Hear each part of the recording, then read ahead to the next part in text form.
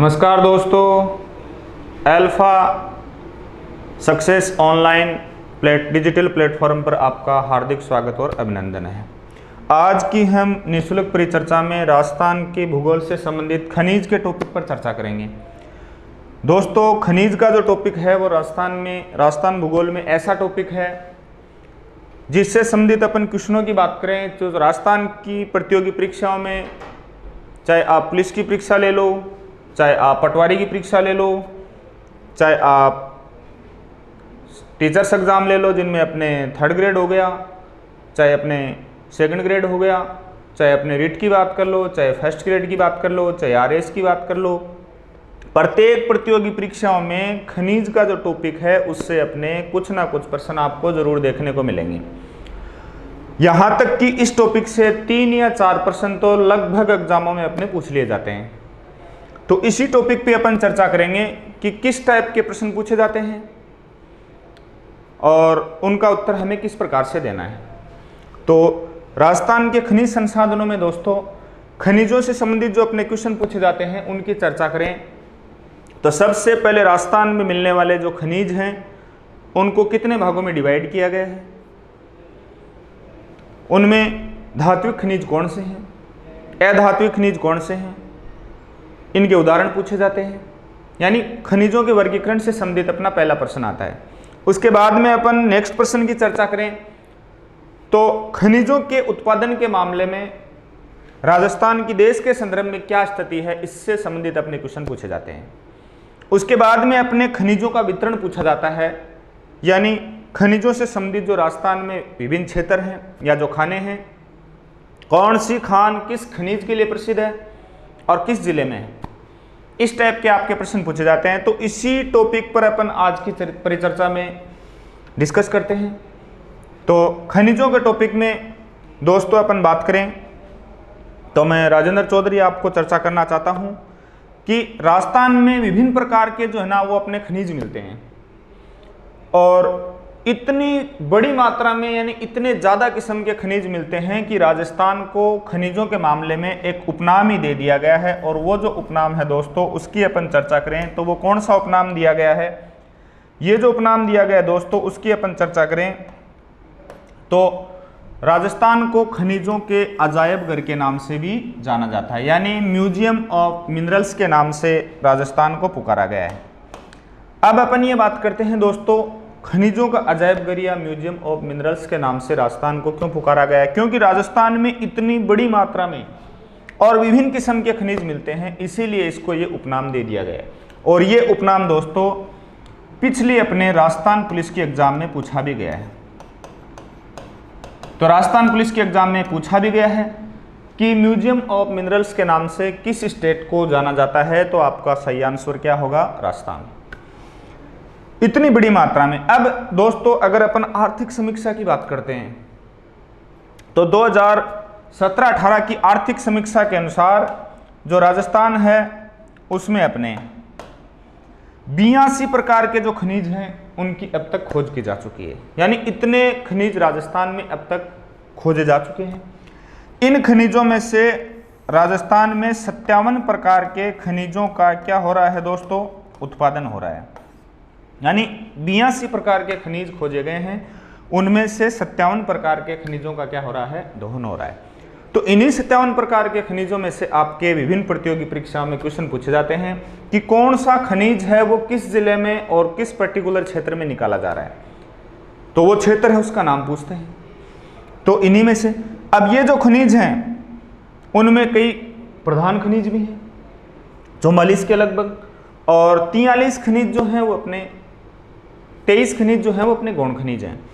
तो इतनी बड़ी मात्रा में खनिजों का दोहन हो रहा है, यानी 57 प्रकार के खनिज निकाले जा रहे हैं, उन्हीं के अपने उत्पादन के बारे में आपको चर्चा करनी है। तो उसके बारे में अपन देखते हैं। अब दोस्तों अपन ये बात कर रहे थे कि नेक्स्ट बिंदु पर अपन चर्चा करते हैं कि खनिजों की दृष्टि से अगर अपन राजस्थान का देश में स्थान की बात करते हैं कि अपनी खनिज उत्पादन स्थिति देश में क्या है, तो उसमें देखो दोस्तों अप्रधान जो खनिज होते हैं, अप्रधान खनिजों के मामले में अगर अपन बात करें दोस्तों तो राजस्थान देश में कौन से स्थान पर है दोस्तों? प्रथम स्थान पर है।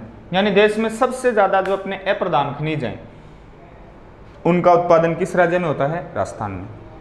अब अपन यहां पर यह चर्चा करते हैं कि अप्रधान खनिज होते कौन से?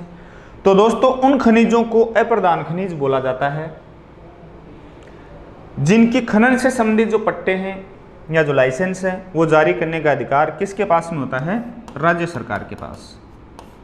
तो राज्य सरकार इनके खनन से संबंधित पट्टे जारी कर सकती है। वो कौन से होते हैं? अप्रधान। जैसे अपने चुन्ना पत्थर है, बोलकले है, इसके अलावा मार्बल की खाने हैं, ये सारे खनिज अप्रधान खनिजों की श्रेणी में आते हैं। और इनके उत्पादन के मामले में राजस्थान देश में कौन से स्थान पर है? प्रथम स्थान पर है। दूसरे बिंदु पर अपन चर्चा करें कि खनिजों की किस्म के मामले में देखें, यानी विभिन्न किस्म के खनिज राजस्थान में मिलते हैं, तो उस मामले में भी राजस्थान का देश में कौन सा स्थान है? प्रथम स्थान। अगर अपन गौण खनिज या अधात्विक खनिज की बात करते हैं दोस्तों, तो उनके मामले में भी राजस्थान देश में कौन से स्थान पर है? प्रथम स्थान पर है। अब यहां पर अधात्विक खनिज की अपन चर्चा कर रहे हैं, नेक्स्ट स्लाइड में अपन इसकी डिटेल से भी चर्चा करेंगे। उन खनिजों को दोस्तों अधात्विक खनिज बोला जाता है जो पृथ्वी के धरातल में हमें अयस्कों के रूप में नहीं मिलते हैं, और ये जैसे मिलते हैं धरातल में उनको उसी रूप में काम में लिया जा सकता है, यानी इनको शुद्ध करने की जरूरत नहीं होती। तो उन खनिजों को क्या बोला जाता है? अधात्विक। और इनके मामले में राजस्थान देश में कौन से स्थान पर है? प्रथम स्थान पर है। नेक्स्ट, खनिज भंडारों की दृष्टि से देखें तो राजस्थान देश में कौन से स्थान पर आता है? द्वितीय स्थान पर है। मतलब देश में सबसे ज्यादा जो खनिजों के भंडार अब तक जो मौजूद हैं वो कौन से राज्य में है? राजस्थान में है, सॉरी झारखंड में है। जबकि झारखंड के बाद में हमारा जो स्थान है वो कौन सा आता है? दूसरा स्थान आता है। तो देश में खनिज भंडारों की दृष्टि से राजस्थान झारखंड के बाद, यानी पहला स्थान किसका? झारखंड का, और दूसरा स्थान जो आता है वो किसका आता है? राजस्थान का। तो भंडारों की दृष्टि से अपन झारखंड के बाद सेकंड स्थान पर हैं। उसके बाद अपन बात करें धात्विक खनिज। धात्विक खनिजों की भी अपन नेक्स्ट स्लाइड में डिटेल से चर्चा करेंगे। धात्विक खनिज दोस्तों उन खनिजों को बोला जाता है जो पृथ्वी के धरातल में अपने अयस्कों के रूप में मिलते हैं, यानी कच्चे माल के रूप में, अशुद्ध पदार्थ के रूप में मिलते हैं। अशुद्धियों को विभिन्न प्रक्रमों के द्वारा विभिन्न चरणों में अयस्कों से अलग किया जाता है, और उसके बाद जो शुद्ध धातु प्राप्त होती है उसी को काम में लिया जाता है। तो अयस्कों के रूप में मिलते हैं, उन्हें क्या कहते हैं? धात्विक खनिज। जो अयस्कों से बिना अलग किए काम में नहीं लिए जा सकते, जो सीधे काम में लिए जाते हैं वो अधात्विक, और अयस्कों से अलग करने के बाद ही काम में लिए जाते हैं वो कौन से होते हैं? धात्विक होते हैं। तो धात्विक खनिजों के मामले में हमारा देश में कौन सा स्थान है? चौथा। और अधात्विक खनिजों के मामले में हमारा कौन सा स्थान है देश में? पहला। फिर अपन बात करें खनिजों से प्राप्त मूल्य या खनिजों से प्राप्त अर्जन की दृष्टि से जो राजस्थान है वो देश में कौन से स्थान पर आता है? पांचवें स्थान पर आता है। यानी देश में पांचवें स्थान पर सबसे ज्यादा जो खनिजों से आय है उसका अर्जन कौन सा राज्य करता है? राजस्थान करता है। तो ये तो दोस्तों हमारी देश के संदर्भ में अपन देखें तो खनिज उत्पादन की स्थिति के बिंदु थे। इनमें सबसे ज्यादा जो अपने पूछा जाता है वो खनिज भंडार वाला आप याद रखेंगे। तो देश में सबसे ज्यादा जो खनिजों का भंडार है वो देश तो कौन से राज्य में है? झारखंड में है। ये अपने कौन सा राज्य है? झारखंड। और झारखंड प्रथम स्थान पर है। झारखंड के बाद में जो सेकंड स्थान पर आता है वो कौन सा राज्य है? राजस्थान। तो ये डिटेल आप याद रखेंगे। उसके बाद में अपन अगले बिंदु पे चर्चा करते हैं। अगर अपन देश के संदर्भ में अपन स्थिति की बात कर रहे हैं तो अगर कुल खनिज उत्पादन में योगदान देखा जाता है तो देश के कुल खनिज उत्पादन में दोस्तों जो राजस्थान का योगदान है वो कितना परसेंट है? 22%। राजस्थान की जीडीपी में अगर अपन योगदान देखते हैं, जो राजस्थान का सकल घरेलू उत्पाद है उसमें राजस्थान में खनिजों का योगदान देखा जाए तो कितना परसेंट है? 5%। ये दोनों बिंदु भी दोस्तों याद रखेंगे कि देश के कुल खनिज उत्पादन में राजस्थान का योगदान कितना परसेंट हुआ? 22%। तो राजस्थान की जीडीपी में खनिजों का योगदान कितना परसेंट है? तो कितना परसेंट हुआ? 5%। यह काफी इंपॉर्टेंट बिंदु है। उसके बाद सबसे ज्यादा जो यहां से अपने बिंदु आता है वो दोस्तों आप चाहे आरएस के एग्जाम देख लो, चाहे लैब असिस्टेंट के एग्जाम देख लो, चाहे अपने पुलिस के एग्जाम देख लो, लगभग परीक्षाओं में आपको ये प्रश्न देखने को मिलेगा कि राजस्थान का देश में कौन से खनिजों के उत्पादन में एकाधिकार है। एकाधिकार का मतलब दोस्तों आप समझते ही हैं जिनका राजस्थान के अलावा कहीं उत्पादन नहीं हो रहा, यानी उनका 100% उत्पादन कहाँ पर हो रहा है, राजस्थान में। तो ये काफ़ी इंपॉर्टेंट बिंदु है और इसको आप रट के रख लेंगे। यानी कौन से खनिज हैं जिनके उत्पादन में हम देश में एकाधिकार रखते हैं, तो उनमें सबसे पहला आता है वोलेस्टोनाइट। ये दोस्तों रबर, कागज़ और पेंसिल बनाने वाले उद्योग में प्रयुक्त होता है और इस खनिज के मामले में वैसे अधात्विक खनिज है। इस खनिज के उत्पादन में हम देश में एकाधिकार रखते हैं, मतलब 100% इसका उत्पादन राजस्थान में होता है। उसके बाद में जो सेकंड आता है वो है तांबड़ा। तांबड़े के बारे में हम डिटेल से आगे चर्चा करेंगे। ये दोस्तों गहरे लाल रंग का रत्न होता है, इसीलिए इसे रक्तमणि के नाम से भी जाना जाता है। इसे गार्नेट भी बोलते हैं, इसे जेम भी बोलते हैं, इसे फिरोजा भी बोलते हैं। तो इसके विभिन्न उपनाम हैं और ये खनिज राजस्थान के अलावा अन्य किसी राज्य में नहीं मिलता। मतलब राजस्थान का तांबड़ा के उत्पादन में या गार्नेट के उत्पादन में देश में क्या है, एकाधिकार। तीसरा जो खनिज है, ये तीनों आपको कभी भी अगर ये एकाधिकार वाले खनिज पूछते हैं तो वोलेस्टोनाइट, तांबड़ा, जास्पर में से जरूर आपको ऑप्शन में मिलेंगे। तो तीसरा खनिज है जास्पर। जास्पर की बात करें तो दोस्तों इसके उत्पादन में भी राजस्थान देश में क्या रखता है, एकाधिकार। उसके बाद अगला जो रत्न आता है वो आता है पन्ना, यानी अगला खनिज है पन्ना, जो एक बहुमूल्य रत्न है। दोस्तों ये हरे रंग का रत्न होता है, इसीलिए इसे क्या बोला जाता है, ग्रीन फायर, यानी हरी अग्नि। तो हरे रंग का रत्न है इसीलिए इसे ग्रीन फायर भी कहते हैं, हरी अग्नि भी कहते हैं। तो इसके उत्पादन में भी हम देश में क्या रखते हैं, एकाधिकार। उसके बाद दोस्तों अगला आता है जस्ता। देश में जस्ते का 99% उत्पादन कहाँ पर होता है, राजस्थान में होता है, इसीलिए हम इसके उत्पादन में भी एकाधिकार रखते हैं। उसके बाद आता है सेलेनाइट। इसका भी दोस्तों हमारे यहाँ पे बड़ी मात्रा में उत्पादन होता है और ये पिछली RS के एग्जाम में भी पूछा गया है। तो अगला है पोटास। पोटास में दोस्तों अपन बात करें तो देश के 94% भंडार कहाँ पर हैं, राजस्थान में हैं। तो ध्यान में रखेंगे आप, 94% भंडार राजस्थान में। पोटास दोस्तों एक रासायनिक उर्वरक खनिज है जो अपने किसानों के द्वारा खेती में काम में लिया जाता है और पोटास का उत्पादन देश में शून्य था, यानी इसका 100% हम विदेशों से क्या करते थे, आयात करते थे।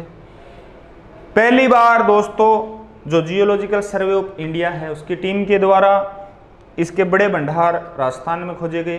हनुमानगढ़ है, यानी उत्तरी राजस्थान का जो बेल्ट है जिसमें हनुमानगढ़ आ गया, गंगानगर आ गया, बीकानेर आ गया, चूरू आ गया, नागौर आ गया, इन जिलों में इसके भंडार मिले और ये देश में सबसे ज़्यादा है। मतलब देश का 94% यानी उत्पादन कहाँ से हो रहा है, राजस्थान से। तो इसके मामले में भी हमारा क्या हो गया, एकाधिकारी हो गया। तो ये सारे खनिज हैं जिनमें सबसे ज़्यादा जो अपने ऑप्शन में आते हैं एग्जामों में, उनमें कौन कौन से पूछे जाते हैं, वोलेस्टोनाइट, तांबड़ा, जास्पर, पन्ना, जस्ता, सेलेनाइट। पोटास अभी तक आया नहीं है लेकिन इसको आप याद जरूर रखेंगे ये। लेकिन ये तीनों ऑप्शन तो आपको हर किसी एग्जाम में एकाधिकार से रिलेटेड अगर क्वेश्चन आता है तो जरूर देखने को मिलेंगे। तो ये काफ़ी इंपॉर्टेंट है, इसको आप रट के रख लेंगे, ये जरूर पूछा जाता है। उसके बाद में हम बात करते हैं, यहाँ से भी खूब प्रश्न आए हैं और ये याद रखेंगे आप कि राजस्थान देश में कौन से खनिजों के उत्पादन में पहले स्थान पर है, मतलब प्रथम स्थान पर है। तो उनमें कौन से आते हैं, पहला आता है दोस्तों चांदी। चांदी के मामले में हम देश में कौन से स्थान पर है, प्रथम स्थान पर है। चांदी के बाद में अगला कौन सा आता है दोस्तों, सीसा जस्ता। उसके बाद कौन सा आता है, कैल्साइट। उसके बाद कौन सा आता है, टंगस्टन। उसके बाद feldspar, gypsum, asbestos, rock phosphate, घिया पत्थर या सोप स्टोन, फ्लोरस्पार या फ्लोराइट, बॉल क्ले, मुल्तानी मिट्टी, और उसके बाद कौन सा आता है, मार्बल या संगमरमर। ये दोस्तों ऐसे खनिज हैं, इसे भी आप रट के रख लेंगे, जिनके उत्पादन में राजस्थान देश में पहले स्थान पर है और ये किसी न किसी एग्जाम में पूछे ही जाते रहते हैं। तो आप ध्यान में रखेंगे इन खनिजों के मामले में हम यानी राजस्थान देश में कौन से स्थान पर हो गया दोस्तों, प्रथम स्थान पर हो गया। कौन से खनिजों में, जो मैंने अभी नाम बोले हैं, चांदी, सीसा जस्ता, calcite, tungsten, feldspar, gypsum, asbestos, rock phosphate, घिया पत्थर, फ्लोरस्पार या फ्लोराइट, बॉल क्ले, मुल्तानी मिट्टी, और मार्बल यानी संगमरमर। इनके मामले में हम देश में पहले स्थान पर हैं। और ये जो मैंने खनिज बोले, इनके मामले में राजस्थान देश में क्या रखता है, एकाधिकार रखता है। तो ये दोनों बिंदु दोस्तों इतने महत्वपूर्ण हैं कि आप इन्हें रट के रख लेंगे, किसी न किसी एग्जाम में जरूर पूछे जाते हैं। उसके बाद नेक्स्ट अपन बात करते हैं दोस्तों कि जो राजस्थान में मिलने वाले जो खनिज हैं उनका जो वर्गीकरण है वो कौन कौन से भागों में किया गया है। तो दोस्तों राजस्थान में मिलने वाले जो खनिज हैं उनकी अपन डिटेल की बात करते हैं। तो मोटे तौर पर इन्हें आप चाहे इंडिया के संदर्भ में ले लो, चाहे आप विश्व के संदर्भ में ले लो, चाहे राजस्थान के संबंध में ले लो, खनिजों को मोटे तौर पर कितनी श्रेणियों में बांटा जाता है, 3 श्रेणियों में। और ये 3 श्रेणियां कौन कौन सी हैं? सबसे पहली श्रेणी है धात्विक खनिज, दूसरी श्रेणी कौन सी है, अधात्विक खनिज, और तीसरी श्रेणी कौन सी है, ईंधन खनिज। अब इनकी चर्चा करते हैं कि धात्विक खनिज कौन से होते हैं। तो धात्विक खनिज दोस्तों मैंने आपको पिछली स्लाइड में भी कम चर्चा की है, लेकिन यहां डिटेल से चर्चा करते हैं। धात्विक खनिज कौन से होते हैं? मैंने कहा ऐसे खनिजों को धात्विक खनिज कहा जाता है जो पृथ्वी के धरातल में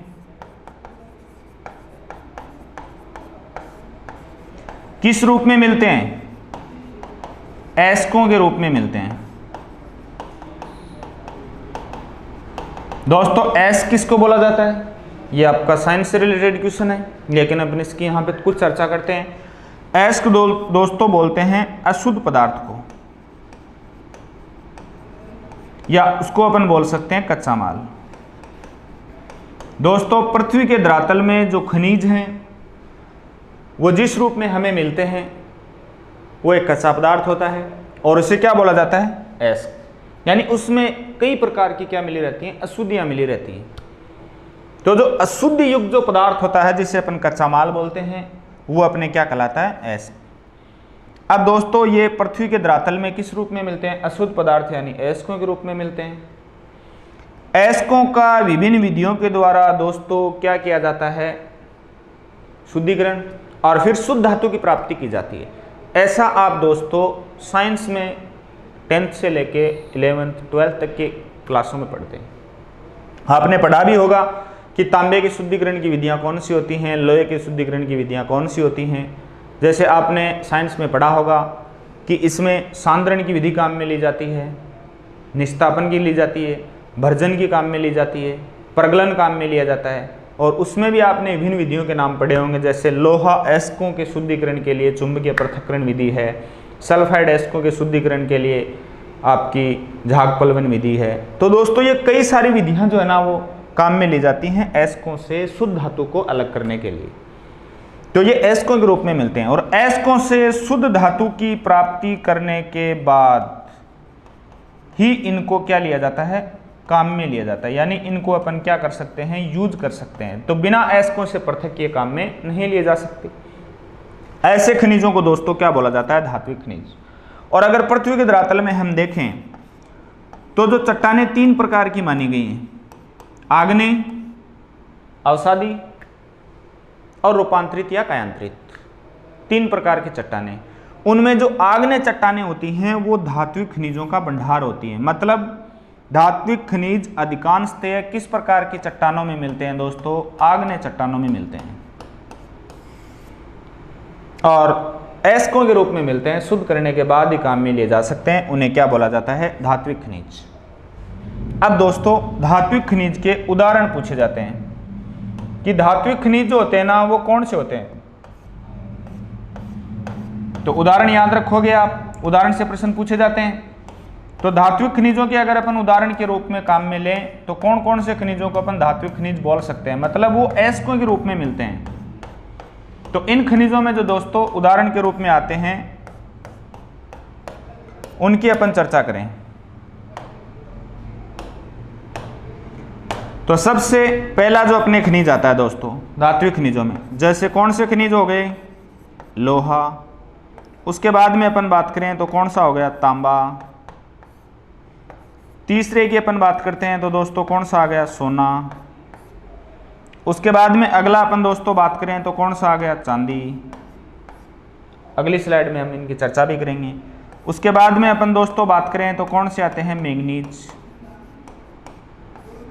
उसके बाद दोस्तों अगला अपन बात करें तो वो कौन सा आता है, बॉक्साइट। इसके अलावा दोस्तों अपन बात करें तो आता है टिन, निकल, अगला आता है कोबाल्ट, अगले की अपन बात करें तो वो आता है टंगस्टन,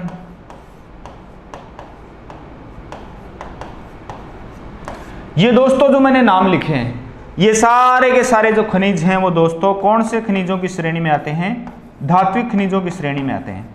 तो इनके अपन नाम दोबारा डिस्कस करते हैं। कौन कौन से खनिजों को अपन धात्विक खनिज बोल सकते हैं जो पृथ्वी के धरातल में एस्को के रूप में मिलते हैं। तो कौन से वे, लोहा, तांबा, सोना, चांदी, मैंगनीज, बॉक्साइट, टिन, निकल, कोबाल्ट, टंगस्टन, क्रोमाइट, ये सारे के सारे खनिज धात्विक खनिजों की श्रेणी में।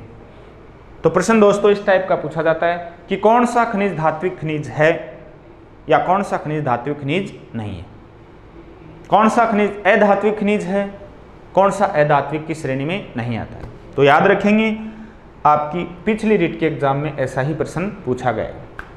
अब इनमें से भी धात्विक खनिजों की भी दोस्तों दो श्रेणियां बांट दी गई हैं, एक लोहा धात्विक और एक अलोह धात्विक। लोह धात्विक उनको बोला जाता है जिनके साथ में लोहे का अंश मिलता है, और अलोह धात्विक यानी इनकी कितनी श्रेणियां हो गई, दो। पहली कौन सी, लोह धातु खनिज, दूसरी कौन सी, अलोह धातु खनिज। दोस्तों इन दोनों श्रेणियों से रिलेटेड प्रश्न आपके आरएस के पिछले एग्जाम में पूछा गया है। तो यहां से ये भी यानी धात्विक की भी कितनी श्रेणियां हो गई, दो श्रेणियां हो गई, लोह धातु और अलोह धातु। लोह धातु जिनके साथ लोहे का अंश मिलता है। अब इन्हीं में से आपको डिवाइड करने हैं दो भागों में। जैसे लोह धातु में कौन से आ गए दोस्तों, आप लोहे को ले लो, लोहे के अलावा निकल हो गया, निकल के अलावा अपन बात करें तो दोस्तों कौन सा हो गया, लोहा हो गया, निकल हो गया, कोबाल्ट हो गया, मैंगनीज हो गया। ये सारे के सारे जो खनिजों के मैंने नाम बोले ये कौन से खनिजों की श्रेणी में शामिल किए जाते हैं, धात्विक में भी कौन सी श्रेणी में, लोह धातु में। उसके बाद में अपन बात कर रहे थे अलोह धातु खनिज, इस श्रेणी में कौन से आते हैं दोस्तों, तो अलोह धातु खनिज की अपन बात करते हैं तो दोस्तों इस श्रेणी में आते हैं जिनके साथ लोहे का अंश नहीं मिलता। जैसे तांबा आ गया, सोना आ गया, चांदी आ गया। इसके अलावा अपन बात करते हैं तो टंगस्टन आ गया, क्रोमाइट लोहे में आता है। तो ये सारे के सारे यानी इनके बाद में जो बचते हैं वो सारे कौन से खनिज हैं दोस्तों, अलोह धातु। तो लोह धातु में जैसे लोहायस्क, इसके अलावा अपन बात करें निकल हो गया, क्रोमाइट हो गया, मैंगनीज हो गया। इसके अलावा अपन बात करते हैं तो कोबाल्ट हो गया। ये सारे के सारे खनिज लोह धातु की श्रेणी में आते हैं। अलोह धातु की अपन चर्चा करते हैं तो दोस्तों कौन से आते हैं, चांदी, सोना, तांबा, सीसा जस्ता, यानी सीसा जस्ता भी कौन सा खनिज है, धात्विक खनिज है। इसके अलावा अपन बात करते हैं टंगस्टन। ये सारे के सारे खनिज अलोह धातु की श्रेणी में आते हैं। तो आप श्रेणियां भी डिवाइड करके रखेंगे। तो ये तो काफ़ी बड़ी परीक्षाओं में पूछा जाता है, लेकिन यहाँ से आप धात्विक के उदाहरण याद रखेंगे। तो कौन से वे, लोहा, तांबा, सोना, चांदी, मैंगनीज, बॉक्साइट, टिन, निकल, कोबाल्ट, टंगस्टन, क्रोमाइट और सीसा दस्ता। ये सारे के सारे खनिज कैसे हैं, धात्विक खनिज हैं। तो ये तो पहली श्रेणी हो गई। आप चाहे इंडिया के संदर्भ में पढ़ो, चाहे आप राजस्थान के संदर्भ में पढ़ो, तो इनमें से आपके ये प्रश्न जरूर पूछे जाते हैं। उसके बाद दोस्तों अपन अगली श्रेणी की बात करते हैं। तो वो कौन सी श्रेणी आती है, अधात्विक। तो अधात्विक खनिजों की अपन बात करते हैं तो दोस्तों सबसे पहले अपन इनकी डेफिनेशन देखते हैं। ऐसे खनिजों को अधात्विक खनिज की श्रेणी में रखा गया है जो पृथ्वी के धरातल में जिस रूप में मिलते हैं उसी रूप में बिना शुद्ध किए सीधे प्रयुक्त किए जा सकते हैं, जबकि धात्विक अयस्कों के रूप में मिलते हैं और अयस्कों से इन्हें क्या करना पड़ता है, शुद्ध, जबकि इन्हें बिना शुद्ध के सीधे काम में लिया जा सकता है और ये सीधे काम में नहीं लिया जा सकता। तो कौन से हैं अधात्विक खनिज, तो इसकी श्रेणी में दोस्तों जो खनिज आते हैं उनमें कौन से आते हैं? अभ्रक, माइका। अभ्रक के अलावा अपन देखें तो दोस्तों अगला आता है जिप्सम। उसके अलावा अपन बात करते हैं तो दोस्तों कौन सा आता है? फेल्सपार, रॉक फॉस्फेट,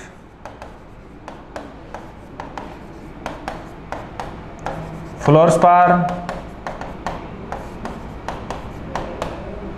या फ्लोराइट भी बोल सकते हैं इसे, मार्बल या संगमरमर,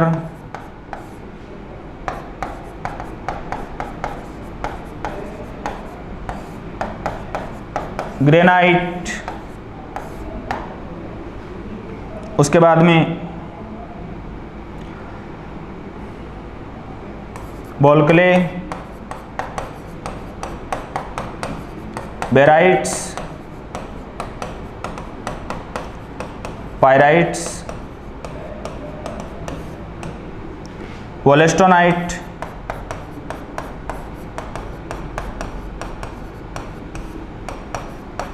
तांबड़ा, हीरा, पन्ना, एस्बेस्टोस। ये लंबी श्रेणी है दोस्तों। तो ये सारे के सारे जो मैंने नाम बोले वो कौन से खनिज हैं? अधात्विक हैं, जो पृथ्वी के धरातल में जैसे मिलते हैं सीधे काम में लिए जा सकते हैं। और धात्विक में मैंने दोस्तों बोले थे नाम, लोहा, तांबा। इसके अलावा अपन बात करते हैं चांदी, सोना, टंगस्टन, मैंगनीज, सीसा जस्ता। इसके अलावा अपन बात करते हैं निकल, कोबाल्ट, एल्यूमिनियम। ये सारे के सारे धात्विक हैं और ये सारे के सारे अधात्विक हैं। इनकी लंबी श्रेणी है दोस्तों। उसके बाद में अपन बात करते हैं, तीसरी श्रेणी आती है ईंधन खनिज। कौन से खनिजों को ईंधन खनिज की श्रेणी में रखते हैं? तो ईंधन नाम से ही आप समझ रहे हो, जिनका उपयोग ऊर्जा प्राप्ति में किया जाता है उन्हें क्या कहते हैं? ईंधन खनिज। तो दोस्तों इस श्रेणी में कौन से आते हैं? इस श्रेणी में जो खनिज आते हैं दोस्तों उनकी अपन बात करते हैं तो जैसे कोयला, पेट्रोलियम बोल सकते हो, खनिज तेल बोल सकते हो इसे। और तीसरा कौन सा आता है दोस्तों? प्राकृतिक गैस। ये सारे कौन से खनिज हैं? ईंधन खनिज। इन्हीं खनिजों को दोस्तों जीवाश्म खनिज के नाम से भी जाना जाता है, यानी जैविक ईंधन के रूप में भी जानते हैं। इसके अलावा दोस्तों इन्हीं खनिजों में आते हैं जैसे यूरेनियम, थोरियम, ग्रेफाइट, बेरिलियम। और इन आते तो दोस्तों ईंधन खनिज में ही हैं, लेकिन इनको ईंधन खनिज में भी एक अलग श्रेणी अपन दे सकते हैं। और वो कौन से खनिज? इन्हें अपन बोल सकते हैं आणविक खनिज भी बोल सकते हैं। आणविक खनिज का मतलब जो परमाणु भट्टियों में या परमाणु बम बनाने में, परमाणु भट्टियों में ऊर्जा के रूप में या परमाणु बम बनाने में काम में लिए जा सकते हैं। तो ये सारे ईंधन खनिज हैं। ईंधन खनिजों में भी ये नीचे वाली श्रेणी कौन सी है? आणविक खनिजों की श्रेणी है। तो ये सारे खनिजों का वर्गीकरण हो गया। वर्गीकरण से मैं बता रहा था, जरूर प्रश्न पूछा जाता है कि कौन सा धात्विक खनिज है, कौन सा अधात्विक खनिज है। इसके अलावा अपन बात करते हैं तो कौन सा ईंधन खनिज है, कौन सा ईंधन खनिज नहीं है। तो ये सारे, इनमें सबसे लंबी जो श्रेणी है दोस्तों वो कौन से खनिजों की हो गई? अधात्विक खनिजों की हो गई। तो ये आपको ध्यान में रखना है। उसके बाद में दोस्तों हम इनके वितरण के बारे में चर्चा करते हैं।